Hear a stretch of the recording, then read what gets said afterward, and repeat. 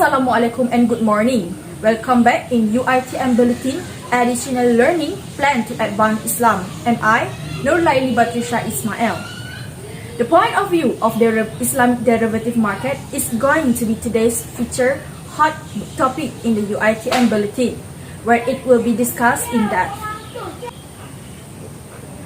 When I went to UITM area to interview the students there to find out how much they understood about the topic we are discussing today, this conversation immediately became more interesting to me. Let's take a look at the video that was taken during the interview, shall we? Excuse me. Yeah. Hi. Hi. Can you introduce yourself? Hi, I am NURFARHANUM binti YUSOFF. I see. I'm sorry for disturb you. Where are you from? I'm just finished my 5 minutes walk. Oh wow, you're so healthy. Yeah, of course. Okay. Actually, I have one question for you. Are you ready? Yeah. Oh, good for you. Okay, what do you understand about the Islamic point of view of the Islamic derivative market? In my opinion, Sharia compliant derivative market is the Islamic financial instrument that are meet all criteria for acceptance according to Sharia principle. And if I'm not mistaken, transaction should be free of riba, maisir, gharar, corruption, and ignorance. In addition, what I know is Sharia also has some condition for the sale of asset. For example, the asset must exist in physical form. The seller should have ownership and possession of the asset in this form. But this condition generally applies to real asset and not to financial asset. There is some exception to financial asset and derivative. There are several transactions applicable and permitted by Sharia is in practice that allows delay payment or delay delivery for payment, such as istisna and buy salam contract properties. This transaction resembles a future and forward contract, but respect from both price and commodity are issued in Sharia because of gharar. You know about Islamic Financial Service Act 2013 in Malaysia?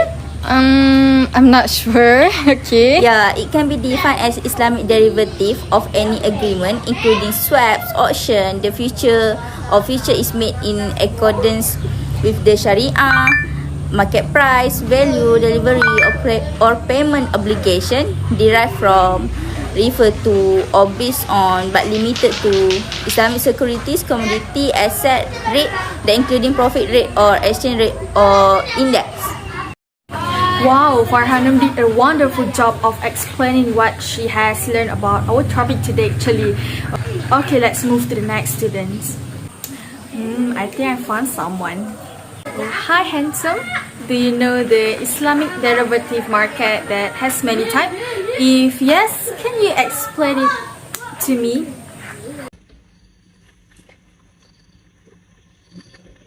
Hi. Assalamualaikum and hi. My name is Muhammad FIRDAUS bin Ahmad DZARAWI. To answer your questions, there are 4 types of derivative contracts. The first one is options. An option contract is similar to a future contract in that it is an agreement between two parties to buy or sell an asset at a predetermined future date for a specific price. The key difference between options and future is that with an options, the buyer is not obligated to exercise the agreement to buy or sell. It is an opportunity only, not an obligation as a future are. Next, future contracts. Future contracts are standardized contracts that allow the holder of the contracts to buy or share the respectively underlying assets at an agreed price on a specific date. The parties involved in a future contract not only possess the right but also are under the obligations to carry out the contracts as agreed. The contracts are standardized, meaning they are trades on the exchange market. Okay, thirdly is forwards. Forward contracts are similar to future contracts in the sense that the holder of the contracts possesses not only the right but is also under obligations to carry out the contract as agreed. However, forward contracts are over-the-counter product, which means They are not regulated and are not bound by specific trading rules and regulations. Since such contracts are unstandardized, they are trades over the counters and not on the exchange market. As the contracts are not bound by the regulatory body's rules and regulations, they are customizable to suit the requirement of both parties involved. Okay, the last one is swap. Swap are derivative contracts that involve two holder or party to the contract, which means to exchange financial obligations. Interest rate swap are the most common swaps contracts entered into by investor. Swaps are not trade on the exchange market, they are trades over the counter because of the need for the swaps contract to be customizable to suit the needs and requirement of both parties involved. That's all from me. Thank you. Very interesting. Next, let's get the opinion of students about the benefit of they receive from this topic. Hi. Hi, How are you? I'm good. Oh, where do you want to go? Oh no, I just finished my class. I see. I have one question for you. Are you ready? Oh yeah, yes. Okay. Could you give some insight into what you think the benefit of derivative market according to Islam? In my opinion, with differences of opinion on Sharia compliance of derivative, derivative have become important tools for risk management in both conventional and Islamic market. So risk management is the need of every business entrepreneur and adventurist, and Islam does not deny the right of risk reduction of every Muslim, whether common or businessman. This difference of opinion happening because of various school of thought and Islamic jurisprudence is ultimately creating an environment of debate, research, innovation and need satisfaction within the parameters set by the fundamental of Sharia. So, I will share the advantages of using derivative in Islamic investment. So, the first one maybe derivative provides security or stability in the transaction of the if of adverse moment in the prices of securities or asset. So, in case of no use of derivative, investors in Sharia product and services will be left unprotected. So secondly, not equipped with relevant risk management tools. So Islamic financial market cannot be competitive and attractive for investor, and risk arising from market imperfection will be continued to prevail. So I think the next advantage is investor in Islamic capital market will likely increase in numbers and amounts once suitable risk management instruments are in place. So the last one is Islamic capital market will grow and compete with conventional ones locally and internationally. Wow, I'm so impressive with your answer. Okay, do you know the disadvantages of our topic today? Okay, so followed by the disadvantages of using derivative. The disadvantages of using derivative such as derivative have a complex structure and require complete expertise and understanding, which may not be available to every investor.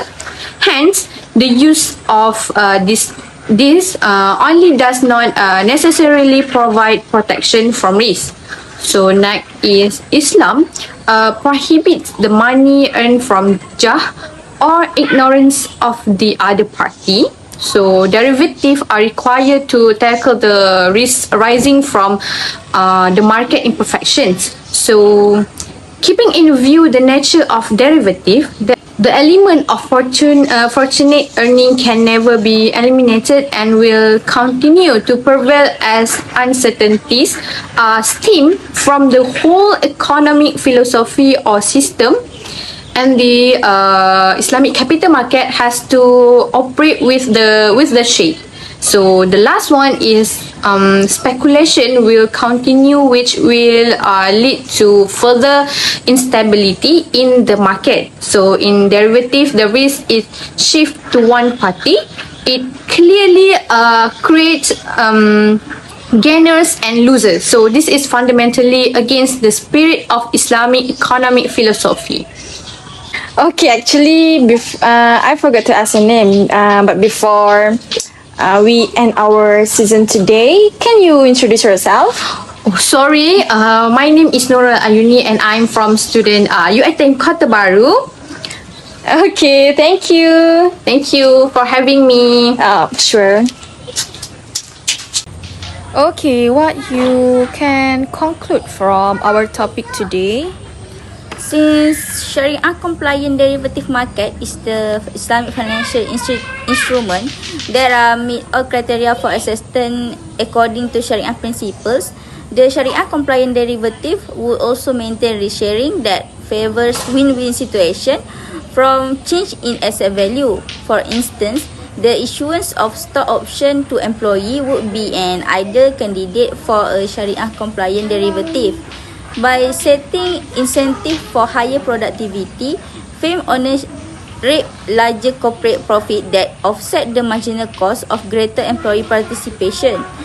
In stock price performance, however, the factor application of many derivative contracts is still objectionable due to the potential of speculation or deficient hedging need to violate the tenets of distributive justice and equal risk sharing, subject to religious restrictions, lending and profit taking without real economic activity and asset transfer. Recent efforts of regulatory consolidation and standard setting have addressed economic constraint and the legal uncertainty imposed by both Islamic jurisprudence and poorly developed uniformity of market practice. Okay, thank you, Anum. You are so kind. Yeah, thank you to you too. I see. Say hi to the camera. Hi. Assalamualaikum and thank you from Bulletin UITM.